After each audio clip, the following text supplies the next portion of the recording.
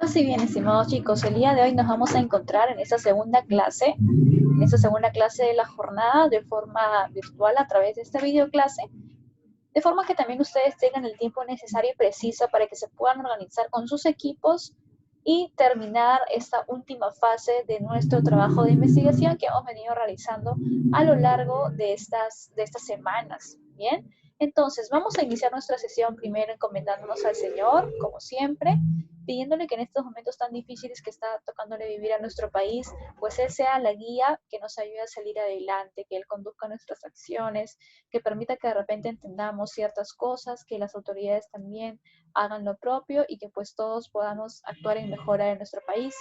Entonces vamos a elevar esta plegaria que ya la conoces y la vamos a elevar juntos diciendo en el nombre del Padre, del Hijo, del Espíritu Santo. Amén. Plegaria por la patria. Oh María concebida sin pecado, mira compasiva al Perú, ruega por el Perú, salva al Perú. Cuando más culpable es, tanto más necesita de tu poderosa intercesión.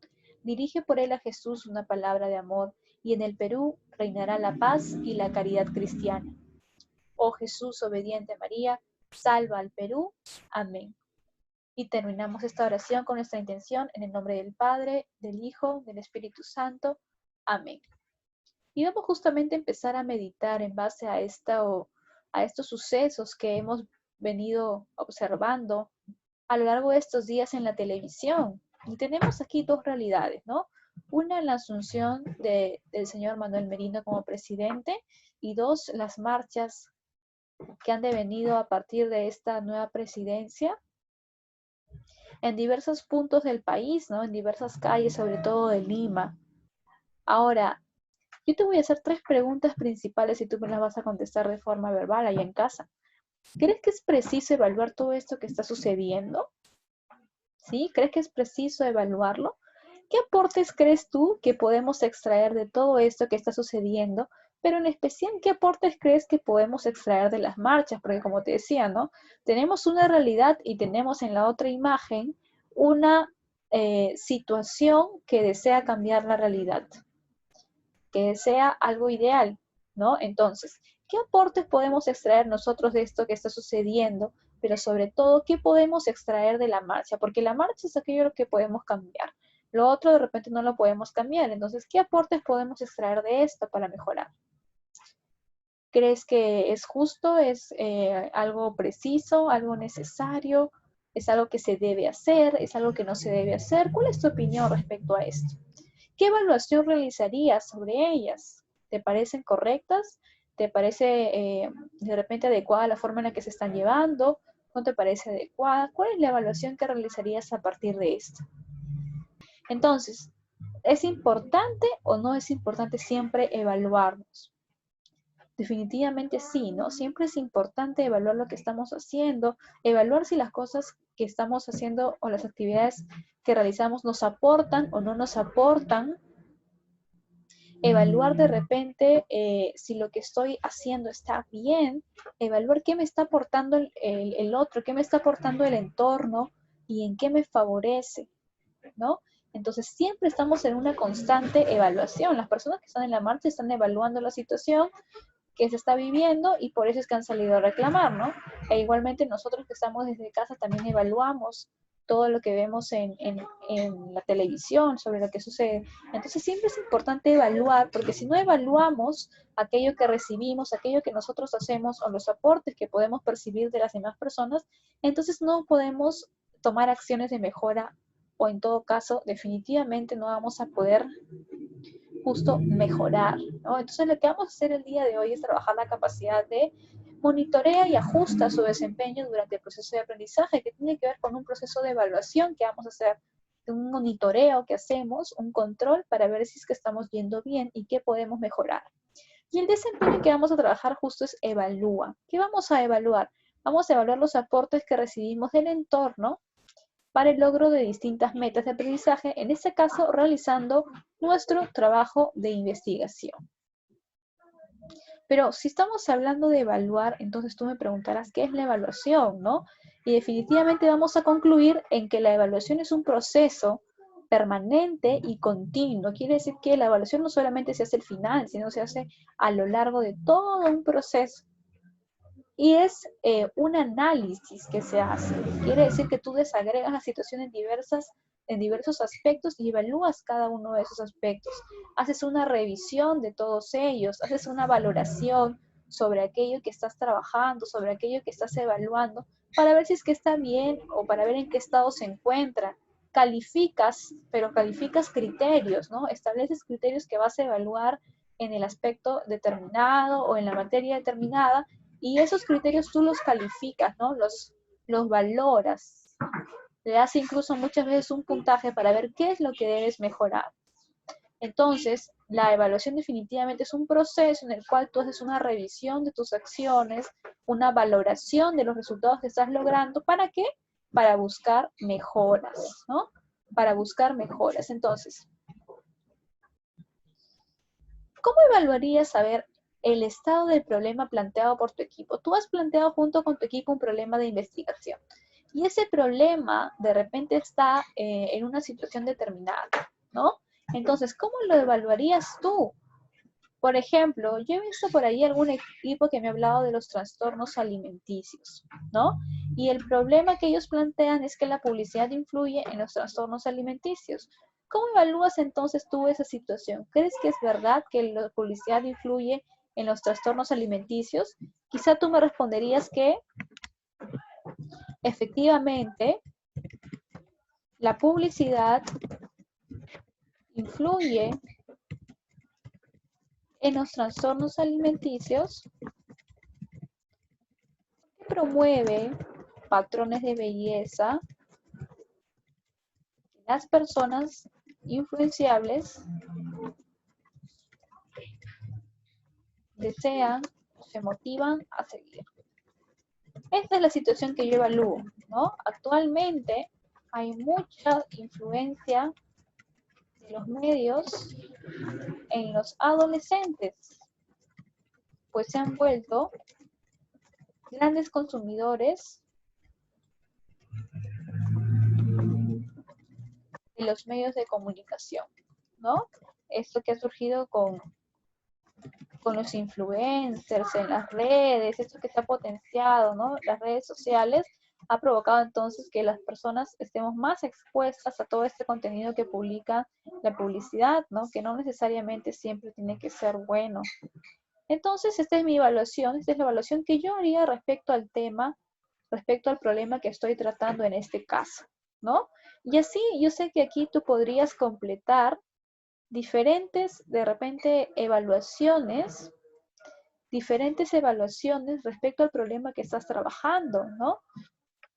Entonces, aquí tú mismo podrías completar qué opinas, cómo evalúas la situación del tema, del problema elegido. Y eso es lo que vamos a hacer ahora entonces. Vamos a analizar el problema elegido, vamos a evaluar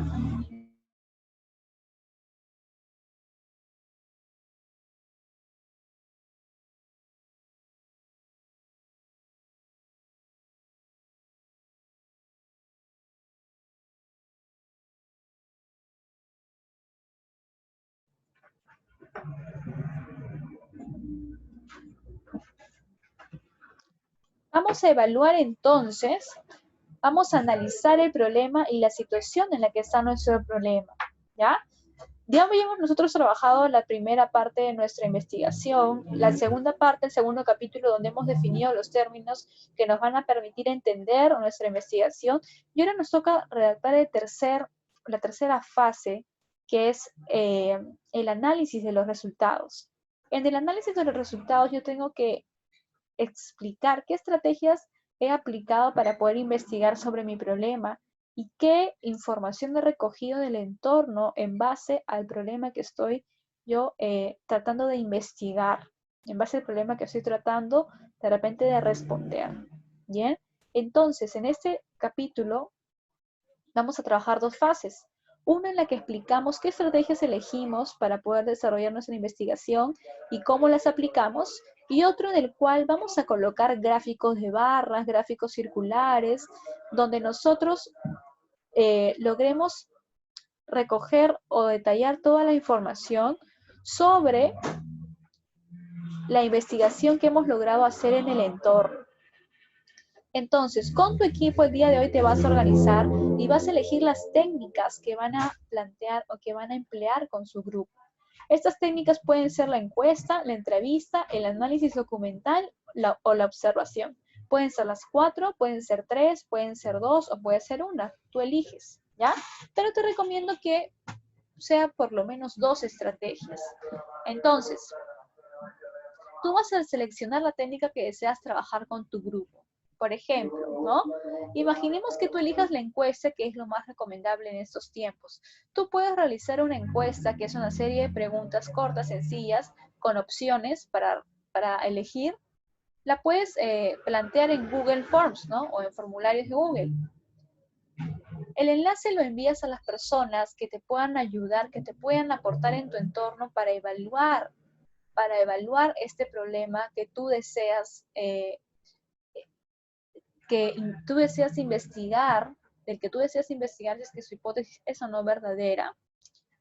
Y una vez que tengas las respuestas, simplemente tú vas a pasar esas respuestas a los gráficos. Pregunta por pregunta harás pues un gráfico para ver qué diferencias hay entre las respuestas o qué porcentajes hay de respuestas. Y en base a ello es que tú vas a redactar justamente tu análisis de resultados, ¿no? Eso no es correcta, tu hipótesis fue o no fue correcta, qué te contestaron las personas en su mayoría, qué piensan las personas en su mayoría o cómo ven el estado del problema. Entonces, por ejemplo, si yo he planteado como problema ver cómo la educación virtual ha influido en los niños del nivel inicial, entonces yo voy a realizar una encuesta que se la voy a pasar de repente a papás o a estudiantes que tengan hermanos en inicial. Y en esta encuesta le voy a preguntar todo lo relacionado a la influencia de la educación virtual en los niños del nivel inicial. Le redactaré 5 preguntas o 6 preguntas donde yo lo cuestione en base a la hipótesis que he redactado. Por ejemplo, ¿crees que la educación virtual ha influido negativamente en los estudiantes de nivel inicial? ¿Sí o no? A ver, ¿qué más? ¿Qué aspectos de la educación virtual crees que han influido más en tus hijos o en tus familiares? Y allí le puedo colocar algunas opciones. Otra pregunta que le puedo hacer es, ¿consideras que los estudiantes aprenden menos en la educación virtual cuando están en el nivel inicial? ¿Sí o no? Y así sucesivamente tú le haces una serie de preguntas que te permitan corroborar si es que tu hipótesis es o no es correcta. Bien, tú vas a corroborar si es que tu hipótesis es o no es correcta a través de las preguntas que le hagas a las personas que tú designes. Entonces, vas a elegir un cierto grupo de personas a las cuales les vas a enviar tu encuesta, vas a hacer tu formulario, vas a hacer tu encuesta y una vez que tengas todas las respuestas, pues vas a realizar tus gráficos pregunta por pregunta donde coloque los porcentajes de cada respuesta y debajo tú vas a hacer un análisis, vas a escribir, vas a redactar el análisis de los resultados. ¿Qué has observado en los resultados que has obtenido? ¿Qué te ha sorprendido? ¿Qué has encontrado? Si has hallado que tu hipótesis es o no es correcta. ¿Bien? Lo mismo sucede con la entrevista. Si tú quieres hacer una encuesta pero de manera presencial, entonces puedes hacer también tus preguntas, solamente que ya no les colocarás opciones, sino que harás preguntas más abiertas y de repente en una videollamada harás la entrevista a la persona, porque en entrevista tú les haces las preguntas directamente. Entonces, en vez de entregarle las preguntas en una encuesta, en un formulario, tú te reunirás con la persona, pactarás o te reunirás con el grupo de personas para hacer un focus group y le harás pregunta por pregunta para que ellos te vayan contestando. Y las preguntas ya no serán para que ellos elijan opción, no serán de opción múltiple, sino que serán preguntas abiertas. Y tú a lo largo de la entrevista pues irás apuntando en un papel o apuntando en un Word o en un bloc de notas las respuestas o las ideas más relevantes de las respuestas que te dan los entrevistados. Cuando hacemos el análisis documental, yo te recomiendo elegir una técnica de la derecha y una técnica de la izquierda. Si eliges, por ejemplo, también el análisis documental, lo que vas a hacer simplemente es indagar, colocar citas, quiere decir textos que extraigas de diversos libros, ya sea que tengas en casa o libros que encuentres en la web, de PDFs que tengan autores o de páginas web confiables, siempre colocando entre paréntesis el apellido del autor y el año de la obra y luego colocando esta información en la bibliografía. Bien, colocas los textos, las citas, entonces, relevantes respecto a tu problema que te permitan verificar si es que tu hipótesis es o no correcta. Y ese es un comentario de estas citas que estás colocando. Ese es el análisis documental, ¿no? Recoger diversas citas, diversas informaciones y resumirla, sintetizarla y además reflexionar en torno a ella o explicar esto que estás colocando tú como cita. Bien, y si eliges la observación por otro lado, lo que vas a hacer es una serie de ítems o una serie de aspectos que tú vas a evaluar en el entorno para ver si tu hipótesis es correcta o no. Y tú mismo eres el que vas a realizar la observación junto con tu equipo. De repente cada uno hará una observación diferenciada y anotará los detalles que ha observado y luego simplemente redactarán en diferentes párrafos de manera general las observaciones que ustedes han hecho en su entorno respecto a la hipótesis y respecto a los diferentes aspectos que habían querido observar. Por ejemplo, si ustedes van a observar cómo influye la pandemia en la economía de los peruanos, de repente observarás las noticias, de repente observarás el mercado y harás tus reflexiones, tus anotaciones sobre cómo se está comportando la gente respecto a diversos temas que se relacionen con este problema de investigación. Entonces, te recomiendo elegir entre encuesta y entrevista una y entre análisis y documental una de ellas también.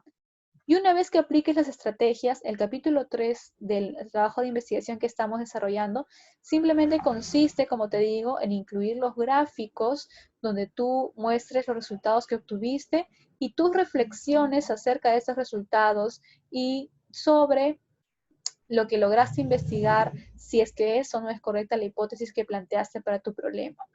Ahora, esto lo vamos a redactar obviamente a modo de ensayo. ¿Por qué? Porque nosotros vamos a argumentar si es que nuestra hipótesis era o no correcta y vamos a dar las razones, basándonos en los resultados que hemos obtenido de las técnicas que hemos aplicado, encuesta, entrevista, observación, análisis documental. En base a ellos que nosotros vamos a argumentar si es que verdaderamente nuestra hipótesis era correcta o no. Vamos a evaluar ello, ¿bien? Y vamos a redactar esas reflexiones a modo de ensayo en el capítulo 3 de nuestra monografía. Es por eso que hoy nos corresponde la redacción del ensayo, porque vamos a redactar argumentos claros, precisos, que nos permitan determinar si es que nuestra hipótesis era correcta o no, con argumentos, con razones, con justificaciones, basados en los resultados de las técnicas que hemos aplicado. Entonces, a modo de ensayo, vamos a redactar ese capítulo 3 de nuestra monografía. ¿Bien? Entonces yo te invito a evaluar. En equipos vas a evaluar en tu entorno, como dice aquí, la situación del tema que han elegido para su monografía, con los instrumentos o estrategias que ustedes vayan a elegir, entre los 4 que hemos colocado como opciones. Van a analizar estos resultados que han obtenido en las técnicas y van a redactar, pues, a modo de ensayo, este capítulo 3 de su trabajo de investigación, de su monografía. Y en este capítulo 3 ya saben que van a evaluar los aportes que han recibido del entorno, la situación en la que está el problema que han planteado y también posibles cambios o soluciones que se pueden aplicar para solucionar este problema. Bien, aquí tienen los criterios de evaluación que vamos a estar tomando en cuenta y que tienes que tomar en cuenta durante tu trabajo. Y finalmente, lo que vas a hacer, pues, es culminar este capítulo 3 de tu monografía, de tu trabajo de investigación, y enviármelo en equipo para yo poderlo revisar. Entonces, espero que en ese tiempo que te queda de la sesión te puedas organizar con tu grupo bien para que puedas redactar este capítulo 3 de tu monografía durante esta hora completa cronológica que te queda de la sesión.